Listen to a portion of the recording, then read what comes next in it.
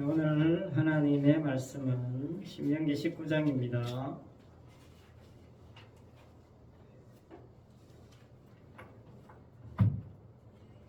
신명기 19장 1절로 13절 말씀입니다. 신명기 19장 1절로 13절 말씀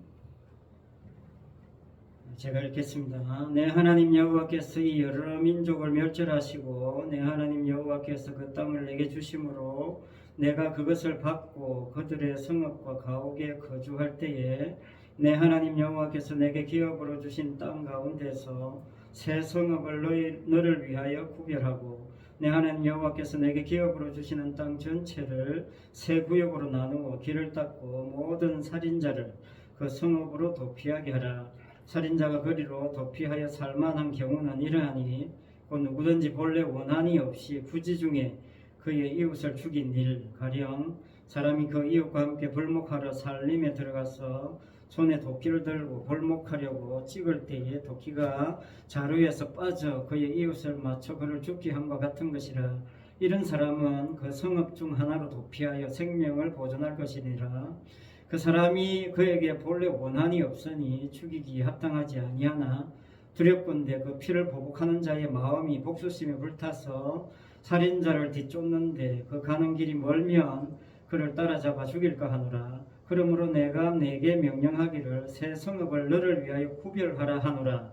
내 하나님 여호와께서 내 조상들에게 맹세하신 대로 내 지경을 넓혀 내 조상들에게 주리라고 말씀하신 땅을 다 내게 주실 때 또 너희가 오늘 내가 너희에게 명하는 이 모든 명령을 지켜 행하여 내 하나님 여호와를 사랑하고 항상 그의 길로 행할 때에는 이 셋 외에 새 성읍을 더하여 내 하나님 여호와께서 내게 기업으로 주시는 땅에서 무죄한 피를 흘리지 말라. 이같이 하면 그의 피가 내게로 돌아가지 아니하리라. 그러나 만일 어떤 사람이 그의 이웃을 미워하여 엎드려 그를 기다리다가 일어나 상처를 입혀 죽게 하고 이 한 성읍으로 도피하면 그 본 성읍 장로들이 사람을 보내어 그를 거기서 잡아다가 보복자의 손에 넘겨 죽게 할 것이라. 내 눈이 그를 긍휼히 여기지 말고 무죄한 피를 흘린 죄를 이스라엘에서 제하라. 그리하면 내게 복이 있으리라. 아멘. 오늘은 도피성이란 제목, 신명기 오늘 19장 1절로 13절 말씀 통해서 도피성이란 제목으로 말씀의 은혜를 나누고자 합니다. 이스라엘이란 나라가 다른 나라와 다른 차이점이 한 가지 있습니다. 다른 모든 나라들과 다른 차이점이 딱 한 가지 있는데 그게 뭐냐면 이스라엘에는 다른 나라에는 없는 것이 한 가지 있습니다. 그게 하나님의 언약입니다. 하나님의 약속입니다. 이것 하나만 유일한 차이점입니다. 이거 빼면 세상 모든 나라들과 다를 게 하나도 없습니다. 그러니까 이스라엘은 역사 속에서 일어나는 모든 일들 속에서 이 하나님의 언약이 드러나도록 하기 위해서 선택된 나라다. 그렇게 말할 수 있을 겁니다. 그러니까요, 이스라엘 나라 자체의 부흥과 발전을 위해서 하나님이 언약을 준 것이 아니라는 겁니다. 이 점이 참 중요합니다. 가짜냐 진짜냐, 우상이냐 아니냐, 이게 여기서 판가름 나는 겁니다. 나의 부흥과 발전을 위한 하나님, 그 모든 이 세상이 추구하는 하나님이잖아요. 우상도 추구하는 하나님입니다. 하나님의 언약을 위해서 도구로 사용되어지는 백성, 그 사람들만이 언약 백성이 되는 겁니다. 오늘 본문에 나오는 도피성도 이 하나님의 언약, 하나님의 약속을 담고 있기 때문에 이 도피성 제도가 제대로 이루어지고 있느냐 하는 것을 통해서 참 이스라엘이냐 아니냐를 판가름할 수 있는 기준도 된다는 겁니다. 도피성은요, 민수기 35장에서 처음 말씀했습니다. 민수기 35장에서 도피성을 요단 동편과 요단 서편에 세 성읍씩 만들어라, 그렇게 말씀하고 있습니다. 그 말씀대로 모세 때에 신명기 4장에 보면 요단 동편에 세 성읍을 지정합니다. 그 신명기 4장에 나오는 도피성은 요단 동편이죠. 그러니까 가나안 땅에 들어가기 전입니다. 오늘 본문은 요단 서편에 세운 도피성입니다. 그러니까 가나안 땅에 들어가서 세운 도피성이 되겠습니다. 오늘 본문에 본 모세는 민수기 35장에서 말씀하고 있는 그 도피성에 대한 이야기를 다시금 새롭게 말씀하고 있습니다. 본문에 보면 어떤 사람이 부지 중에 사람을 죽였어요. 자기도 모르게 전혀 의도하지 않았는데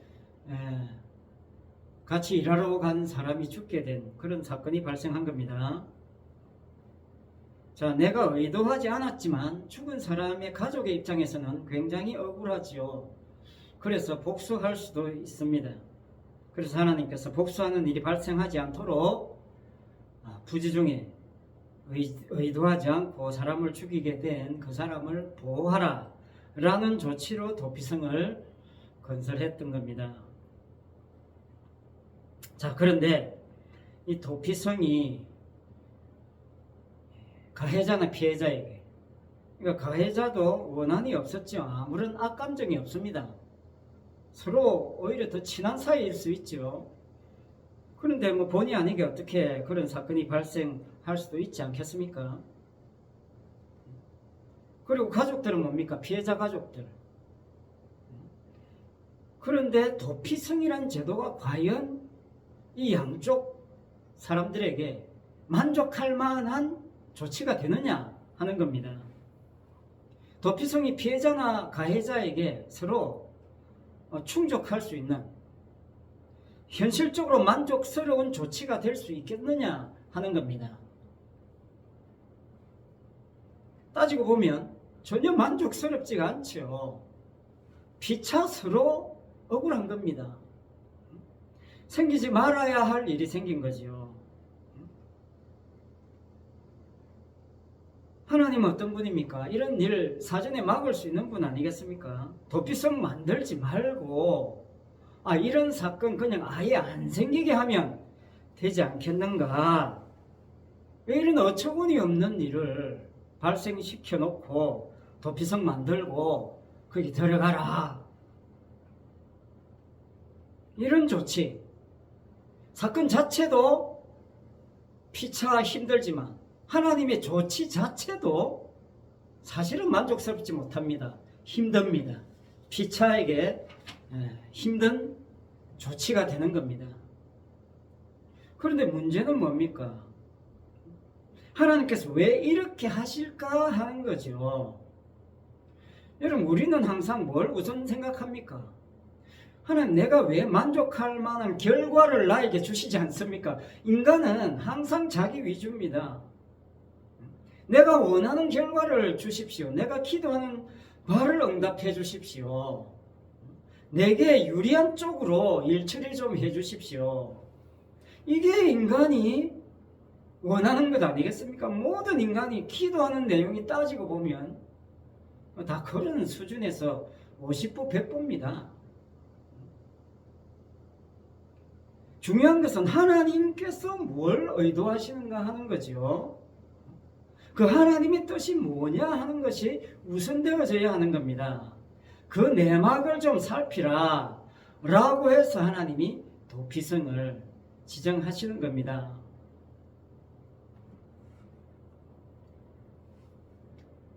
여러분, 하나님께서 자기 백성을 구원하시는 방식이 뭡니까?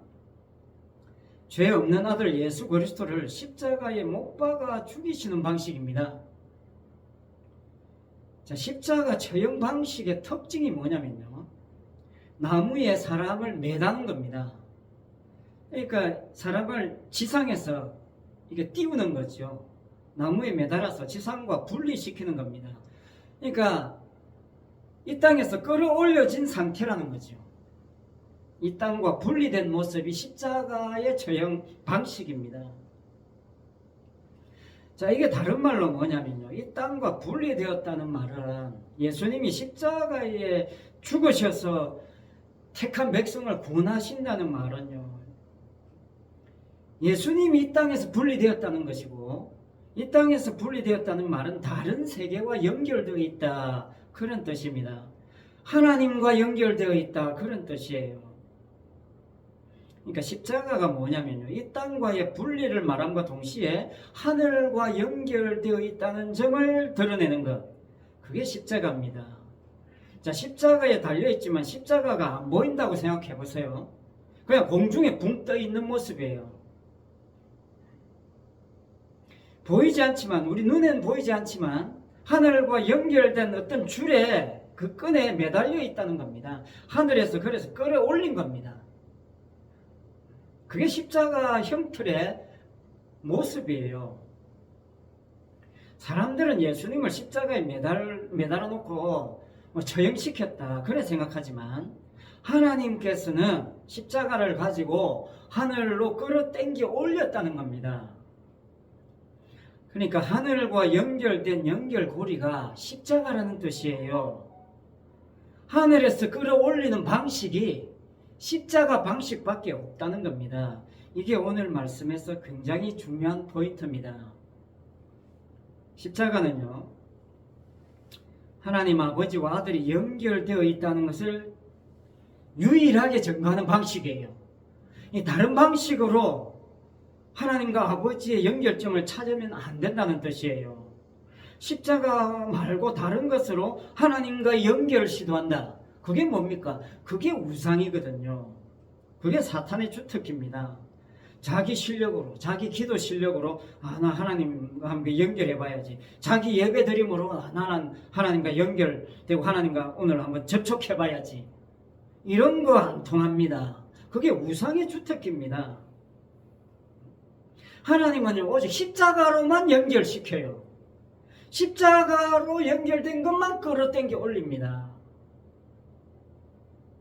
그래서 성도는요, 성도가 예배 드린다는 것은 성도 본인의 예배를 드리는 거 아닙니다. 주님의 십자가로 드린 그 예배 드림 안에 성도는 들어가서 하나님이 주님을 받으실 때 성도는 거기에 딸려 들어가서 하나님이 덤으로 받으시는 거예요. 그게 복음입니다. 그게 복음이에요. 그러니까 복음은요, 하나님 아버지와 예수 그리스도와 연결된 그것만이 죄를 극복할 수 있는 하나님의 의가 된다는 겁니다. 하나님의 의가 되는 연결점은 그래서 십자가밖에 없는데, 그 십자가도 예수 그리스도의 십자가밖에 없습니다. 다른 연결고리는 없어요. 하나님은 자기 아들을 매달아 죽인 그 십자가만 가지고 일하시는 겁니다. 주님이 피 흘려 죽으신 그 십자가만 거룩함이 되고 하나님의 의가 됩니다. 십자가 말고 다른 모든 것은 뭡니까? 전부 쇳덩어리가 되는 거예요. 그게 복음이고 성경 이야기입니다. 고린도후서 5장 8절에 보니까요, 사도 바울이 이렇게 말씀합니다. 우리가 담대하여 원하는 바는 차라리 몸을 떠나 주와 함께 있는 그것이라. 다시 한번 말씀드립니다. 우리가 담대하여 원하는 바는 차라리 몸을 떠나 주와 함께 있는 그것이라. 사도 바울은 이걸 진실로 이렇게 고백했습니다. 자, 이게 무슨 말씀이냐면요, 쉽게 말하면 십자가로 그냥 공중에 붕 떠 있다, 그런 뜻이에요. 몸을 떠나 주와 함께 있다는 것. 주님은 항상 십자가에 매달려 계시는 분이다, 그런 뜻이에요. 자, 이게 어디에서도 나타나느냐면요, 재림 때에 예수님이 이 땅에 오시는 게 아니에요. 사실은 재림 때 예수님은 공중에 오셔요. 공중에. 이 땅에 발을 디디지 않습니다. 공중에서 성도와 만나는 거예요. 그러니까 공중에서 공중 재림이라고 하는 겁니다. 그거를. 그래서 공중에서 예수님이 재림해서 이 땅에 있는 성도를 끌어당겨 올려갑니다. 이 공중에서 주님을 만나요. 그게 재림이에요. 다시 말하자면 재림 때도 십자가의 능력으로 오신다 그 말입니다. 십자가에 달리실 때 모습을 이제 십자가는 보이지 않지만 그 모습 그대로 재림 때도 예수님이 오신다는 그런 뜻이에요. 데살로니가전서 4장 10절에 잘 말씀하고 있습니다. 성도를 끌어올려 가지고 공중에서 주님을 영접하게 되어 있다는 게 그 재림의 상황이에요. 데살로니가전서 4장 17절의 말씀이에요. 쉽게 말하면 뭡니까? 주님의 재림도 십자가를 계속 재현하는 사건이다 이 말입니다. 십자가를 통해서 너를 끌어당겨 올린다는 그런 뜻이에요. 전부 다 십자가로 연결돼 가지고 택한 백성들을 끌어올리는 겁니다. 그러니까 사도 바울이 데살로니가전서 4장 10절에서 뭘 강조하는 겁니까? 성도는 이미 십자가로부터 내려온 줄이 성도를 꽁꽁 묶어서 이미 공중에 띄워놓았다는 겁니다. 그걸 두 자로 사랑이라고 하는 거예요. 사랑. 오늘 본문식으로 하면 세 글자로 도피성이라고 하는 거예요. 도피성 이퀄 분리. 도피성은요, 분리시키는 거예요. 분리 기능입니다. 분리시켜서 보호하는 겁니다. 그걸 사랑이라고 하는 거예요. 고린도후서 5장 14절에서 이렇게 말씀합니다. 그리스도의 사랑이 우리를 강권하시는도다. 강권하시는도다. 우리가 생각건대 한 사람이 모든 사람을 대신하여 죽었은즉 모든 사람이 죽은 것이라. 자, 강권하신다고 합니다. 강권하신다. 강권하신다는 말이 뭐냐면 구속한다는 겁니다. 헬라어로 슈네코라고 합니다. 이 말의 원뜻은 죄수를 체포한다는 거예요. 강권한다는 말은 죄수를 체포한다는 겁니다. 계속 체포한다는 거예요. 체포하고 있다는 겁니다. 현재 능동입니다. 그리스도의 사랑이 우리를 계속 현재 사건으로 계속 붙잡고 있다는 거예요. 체포했다는 겁니다. 이 줄로 꽁꽁꽁꽁 묶어놨다는 거예요. 그 유명한 복음송이 있습니다. 사랑의 밧줄로 꽁꽁 묶어라. 내 사랑이 떠나지 않게. 김용임 씨의 사랑의 밧줄이라는 노래입니다. 정말 참 잘 어울리는 노래예요. 고린도서 5장 14절 말씀에 이 찬양 같아요. 떠나지 못하게 꽁꽁 묶어라. 그게 강권하다는 것입니다. 죄수를 나를 체포했다는 거예요. 포성줄로 꽁꽁 묶었다는 겁니다. 그리스도의 사랑이 우리를 붙잡고 있는 이 모습을 세 글자로 십자가라고 하고 오늘 본문에서는 도피성이라고 하고 두 글자로 사랑이라고 하는 겁니다. 이 땅에 발을 디디고 살고 있지만 성도는 공중에 끌어올려 놨다는 거예요. 이걸 주님이 십자가에 죽으셨을 때 모든 인간이 죽었다고 하는 겁니다.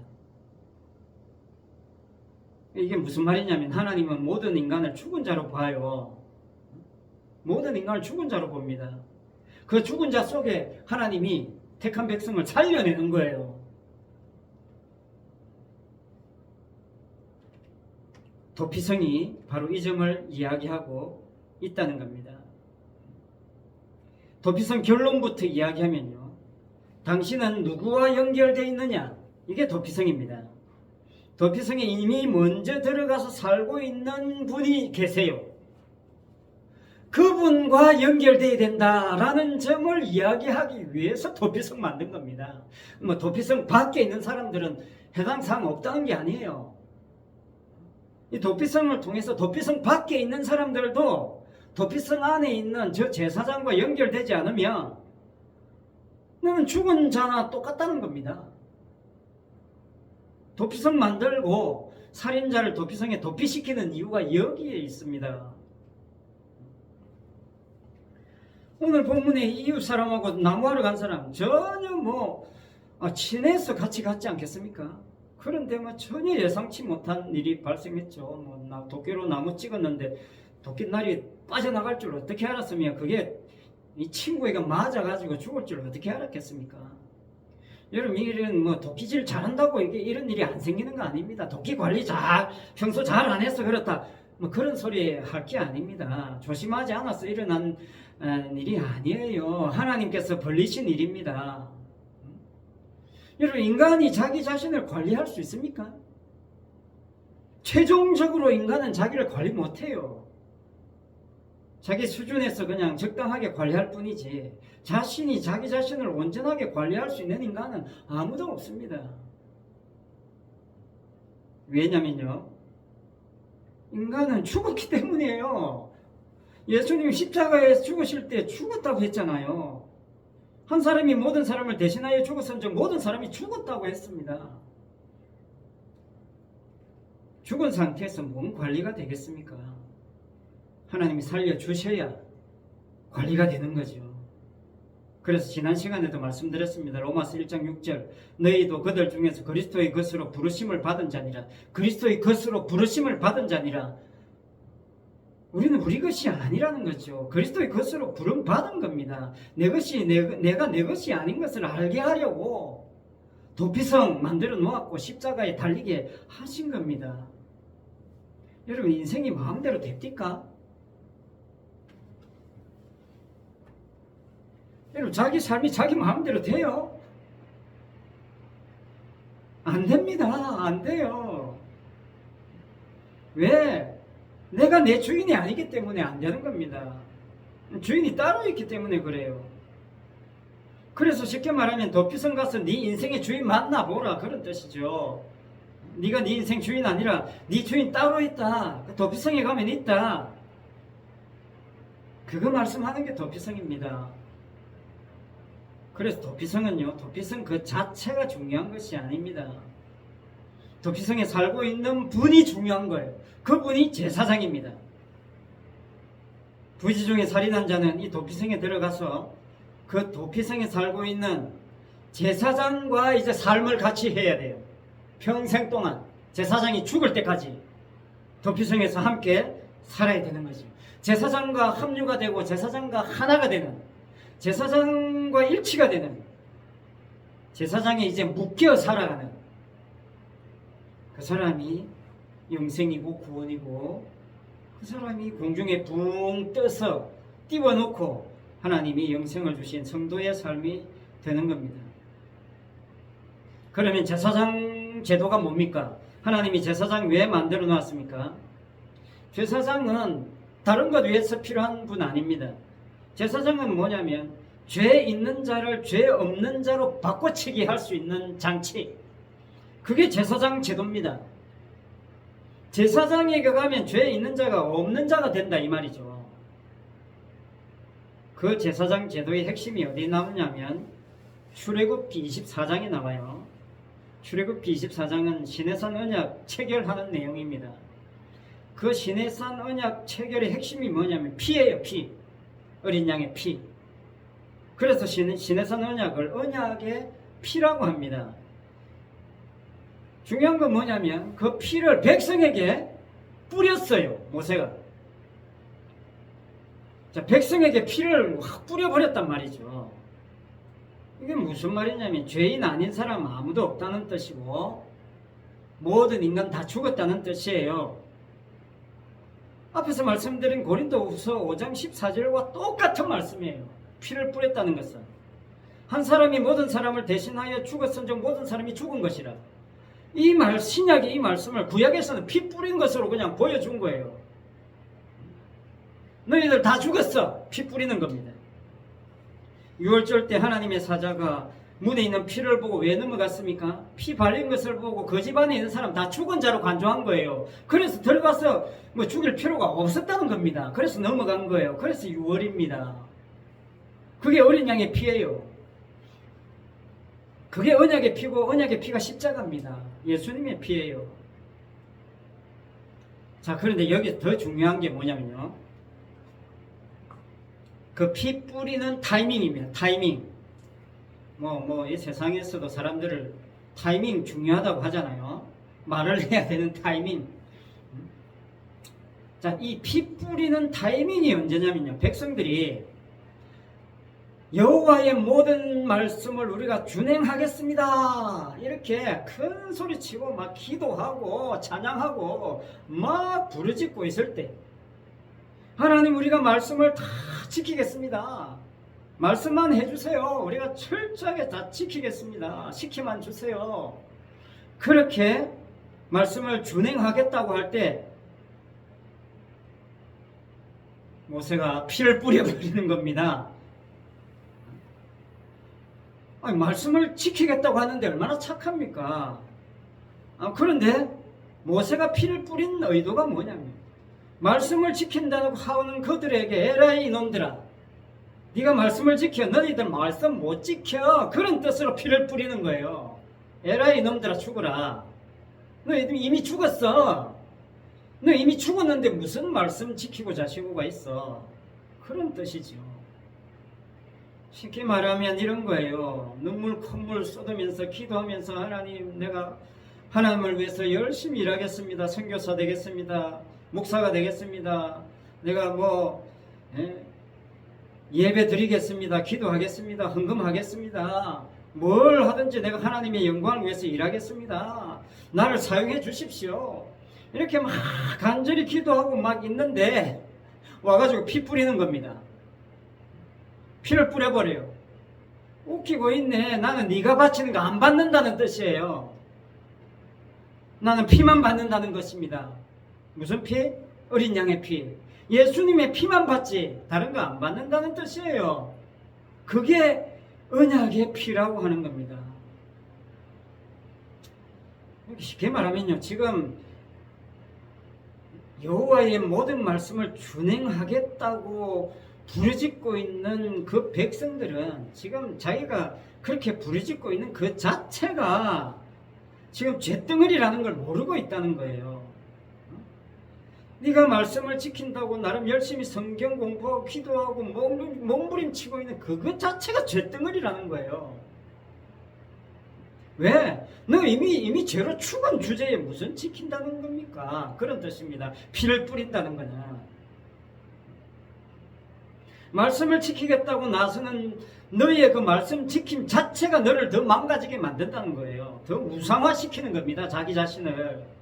나 말씀 잘 지키고 있어. 이거 자랑하는 우상덩어리가 된다는 거예요.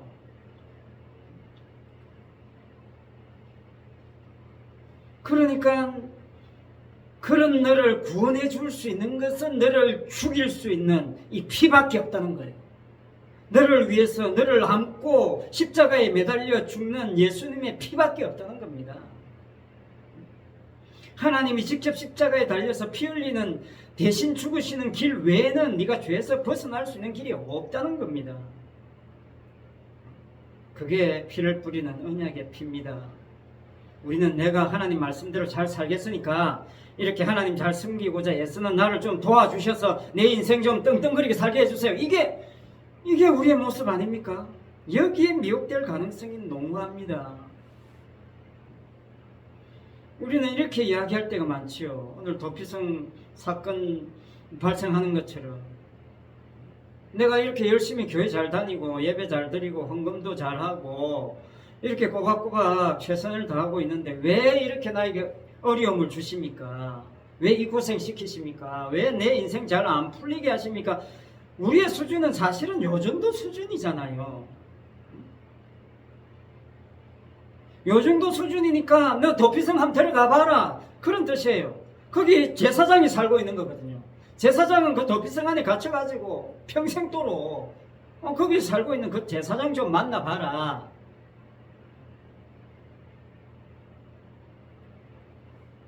네 죄를 대신 담당하기 위해서 오매불망 도피성에서 너를 기다리고 있잖아. 그런 뜻입니다. 그게 십자가예요. 도피성은요, 이 세상 모든 사람들이 절대로 빠져나올 수 없는 죄, 사탄의 저주, 사탄의 권세 아래 인생이 갇혀있고 그 상태가 죽은 상태라는 것을 보여주는 샘플 기능을 하는 겁니다. 그게 도피성이에요. 도피성에 들어가야 네가 네 인생을 제대로 알 수 있는데 안 들어오려고 하니까 하나님이 나무하러 가게 하고 살인자 만들게 한 겁니다.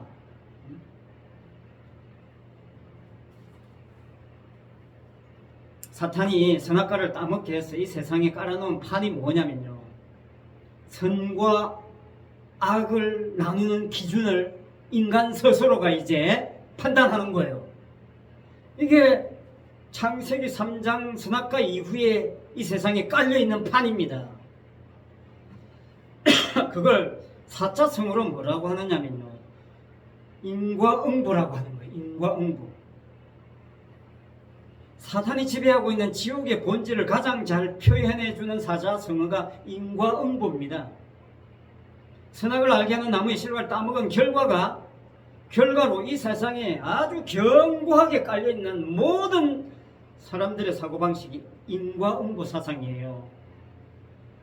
인과응보 사상이 뭡니까? 전생에 지은 선과 악에 따라서 현재 행복과 불행이 결정되고, 현세에서 선과 악의 결과에 따라서 내세에서 행복과 불행이 결정된다는 사상, 그게 인과응보 사상입니다. 자, 인과응보 사상이 왜 갑자기 여기에서 불쑥 튀어나오느냐? 이 도피성과 관련된 복수 때문입니다. 오늘 본문 하반절에 이후에 내용은 전부 복수 금지 내용이에요. 복수 금지. 이 복수라는 개념이 인과응보 사상에서 나오는 거예요. 선과 악을 판단하는 기준을 인간들이 스스로 결정하고 판단한 그 결과 속에서 나오는 게 복수심이에요. 쉽게 말하면 뭡니까? 나에게 선을 행하는 사람은 나도 잘해주고, 나에게 악을 행하는 사람에게 내가 복수해주고 싶어. 이게 모든 세상에 깔려있는 이 바탕이잖아요. 사실은 이 세상을 버티는 힘이에요. 그게 사실은. 가만 안 있잖아요. 나에게 좀 피해준다, 뭐 이런 게 있어? 가만 안 있습니다. 모든 인간에게 이 복수심이 가득 차 있다는 거예요. 이런 모든 영화나 드라마 보세요. 시원하게 복수해주는 영화, 그런 영화 보면 아이고 속 시원하다 하고 나오잖아요. 내 것을 빼앗아간 것에 대한 복수 이야기가 영화고 드라마고 인생 이야기예요. 오늘 본문 6절 이하가 전부 복수 금지에 대한 내용입니다. 하나님께서 왜 복수를 금지할까요? 정답부터 말씀드립니다. 그 복수가 하나님의 은혜성을 가로막기 때문이에요. 은혜는 뭡니까? 값 없이 주는 겁니다. 값 없이. 내가 한 거하고 아무 상관없이, 인과응보 논리와 아무런 상관없이 그냥 주어지는 거예요. 인과응보 논리로는 설명이 안 되는 겁니다. 은혜와 사랑은. 그래서 복수를 금지한다는 뜻이 뭐냐면요, 선함과 악함을 구분한다는 자체가 이미 창세기 3장에 의해서 죄의 결과라는 점을 고발하는 거예요. 그러니까 인간들이 나름 선하다고 규정한 것들도 그게 선한 게 아니라는 거예요. 인간들이 나름 악하다고 규정한 거, 선하다고 규정한 거, 그런 게 선이고 그런 게 악이 아닙니다. 본래 그냥 악덩어리예요. 이 세상은 죄덩어리란 말입니다. 그래서 선과 악을 분리한다는 거예요. 그래서 복수를 금지하는 겁니다. 복수 금지는 그래서 사실은 인간을 금지시키는 거예요. 인간의 모든 생각과 행함을 금지시키는 겁니다. 그게 한마디로 몸으로 보여준 게 구약의 모세가 피 뿌린 행위였고, 신약에서 예수님의 십자가다, 그런 뜻입니다. 여러분, 평소에 우리가 얼마나 인과응보 사상에 주눅들어 있습니까? 심지어 성경을 해석할 때도 선악 기준으로 해석하고 적용하는 어처구니 없는 일들이 얼마나 많은지 모릅니다. 내 행함이 선행이 돼가지고 하나님이 이렇게 복을 주셨습니다. 뭐 전부 이런 간증거리 아닙니까? 인과응보랑 무슨 차이가 있습니까? 우상이에요. 복음 아닙니다. 디모데후서 1장 9절 이렇게 말씀합니다. 하나님이 우리를 구원하사 거룩하신 소명으로 부르심은 우리의 행위대로 하심이 아니요 오직 자기의 뜻과 영원 전부터 그리스도 예수 안에서 우리에게 주신 은혜대로 하심이라. 자, 여러분 이 말씀에서 이해되는 구절이 있습니까 도대체? 하나님이 우리를 구원하시고 부르신 게 우리 행위대로 하심이 아니라는 겁니다. 우리 행위와 아무 상관없이 하셨다는 겁니다. 더군다나 영원 전부터 그리스도 예수 안에서 우리에게 주신 은혜대로, 영원 전에 이미 은혜를 주셨다는 거예요. 여러분 우리의 행위대로 하시면 구원받을 인간 아무도 없다는 뜻이죠. 이 말씀이 선악 기준으로 인과응보 사상으로 이해가 됩니까? 오히려 박살내는 겁니다. 박살내는 거예요. 영원 전부터 그리스도 안에 주신 은혜대로 우리를 부르셨다는데 내가 좀 착해서 불렀구나 뭐 그런 소리 입 밖에도 못 내게 하시는 겁니다. 우리는요, 우리의 행위는, 인간의 행위는요, 아무리 거룩한 티를 내도 죄밖에 안 돼요. 40일 금식을 40번 해도 그 자체가 죄덩어리입니다. 그게 내 죄를 해결하는데 눈곱만큼 도움이 안 돼요. 오히려 내 죄를 가리는 역할밖에 안 합니다. 따라서 도피성 설치의 근본 목적이 뭐냐면요, 모든 인간은 제사장과 마주해야 한다는 거예요. 이게 결론입니다. 모든 인간은 제사장과 마주해야 합니다. 언약의 피와 마주해야 합니다. 십자가와 마주해야 한다는 겁니다. 그 십자가에서 주님과 함께 나는 죽어서 공중에 매달려 있다는 것을 보라는 거예요. 내가 골백번 순교해도 얻을 수 없는 그 영생을 도피성에 가니까 제사장이 그냥 안겨준 겁니다. 제사장이 그냥 안아준 거예요. 제사장이 나를 안고 천국 간 겁니다. 그래서 천국은요, 제사장 되시는 예수님의 피로만 충만한 나라예요. 그 땅에서 내 것 자랑하다가는 큰 코 다칩니다. 부끄러움 당해요. 내 것은 일체도 내세울 것이 없는 곳, 그곳이 천국입니다. 그 천국을 이 땅에서 미리 좀 누려봐라. 그래서 우리 생명을 좀 이렇게 100년 정도, 길어야 100년이지만 그 정도 하나님께서 연장시켜 주는 겁니다. 70년, 80년, 100년. 너 그 땅에 살 때도 미리 좀 맛보고 누리면서 다른 사람들에게 자랑도 좀 하고 그렇게 오면 안 되겠니? 그게 도피성이고 십자가입니다. 그러니까요, 혹시나 난데없이 여러분에게 어떤 시련이나 어려움이 오더라도 여러분 자기 인생을 너무 슬퍼하거나 노하거나 낙담하지 마시라는 겁니다. 왜? 나는 내 것 아닙니다. 주님의 것이에요. 주님이 알아서 하십니다. 나는 이미 십자가에서 죽었고 공중에 대롱대롱 매달려 있는 거예요. 내가 할 수 있는 건 아무것도 없습니다. 주님이 책임지십니다. 주님 안에 주님께서 우리를 품고 있는 겁니다. 그리스도 예수 안에서 영원 전부터 우리에게 주신 은혜를 아버지 하나님 그 은혜로 마음껏 드러내는데 쓰임받고 또 짧은 인생 속에서 이 은혜를 마음껏 누리는 그런 복된 인생이 되시기를 바랍니다. 기도하겠습니다.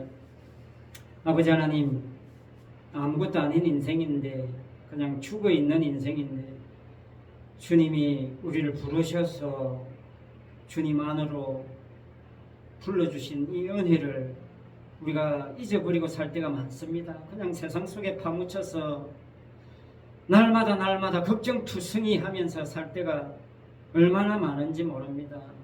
돈 걱정, 가족 걱정, 건강 걱정, 미래 걱정. 아버지 하나님, 이런 걱정투성이인 우리를 불쌍히 여기시고 그럼에도 불구하고 주님이 우리를 꽁꽁 묶으셔서 십자가의 밧줄로 꽁꽁 묶으셔서 우리를 끌어당기셔서 천국으로 주님 안으로 주님 품으로 계속 이끌어주시고 인도해주시고 함께해 주시는 그 은혜와 사랑을 아버지 하나님이여 우리가 이 땅에 사는 동안 더 풍성하게 누릴 수 있도록 역사하여 주시옵소서. 감사를 드리며 예수님 이름으로 기도드리옵나이다. 아멘.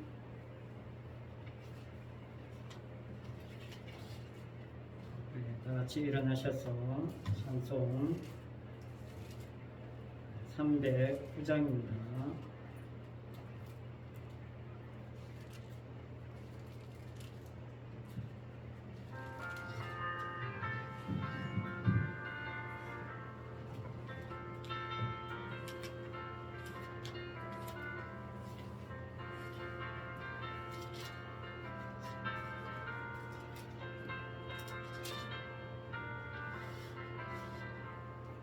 마른 내 영혼 주가 이미 허락한 그 귀한 영생수 주여 갈망합니다. 그 약속 따라서 힘써 간구하오니 오주여 내 기도 어서 들어주소서. 예수의 사랑 예수의 사랑 바다 물결같이 내게 임하니 영광의 물결을 온전히 사여서 내 영혼의 기쁨 말량없도다. 주 내게 약속한 큰 비 내려주시려 은혜의 저 구름 건너편에 떠올라 그 귀한 징조가 내게 밝히 보이니 나 힘을 더하여 주께 간구합니다. 예수의 사랑 예수의 사랑 바다 물결같이 내게 임하니 영광의 물결에 온전히 쌓여서 내 영혼의 기쁨 말량없도다.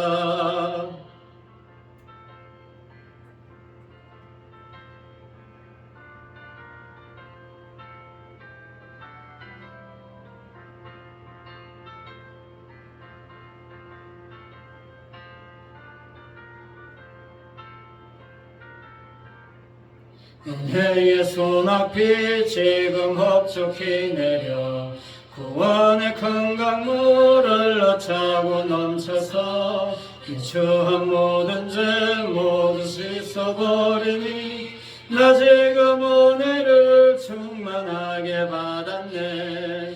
예수의 사랑 예수의 사랑 바다 물결같이 내게 임하니 영광의 물결을 온전히 쌓여서 내 영혼의 기쁨 한량없도다. 차고 넘치는 주의 은혜의 물결 힘차게 밀려와 내게 만족합니다. 할렐루야로 주를 찬송하오니 내 맘의 기쁨이 항상 충만함이라.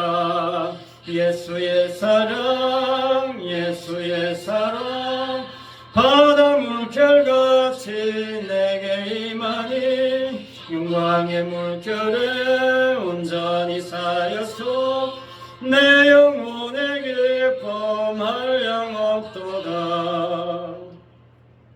기도하겠습니다. 지금은 십자가에 죽으시고 부활하심으로 택한 백성을 죽음에서 건져 올려서 주님과 함께 주님 안에 거하게 하시는 우리 주님 예수 그리스도의 은혜와 오직 예수 그리스도의 십자가로 자기 백성을 구원하시기를 기뻐하시는 그 하나님 아버지의 크신 사랑과 십자가 피만이 하나님 인정하시는 언약의 피인 것을 증거하게 하시는 성령님의 감화감동 위로원서 교통하심과 충만하심이 오늘 말씀을 듣는 모든 성도들 머리 위에 항상 함께 있을지어다.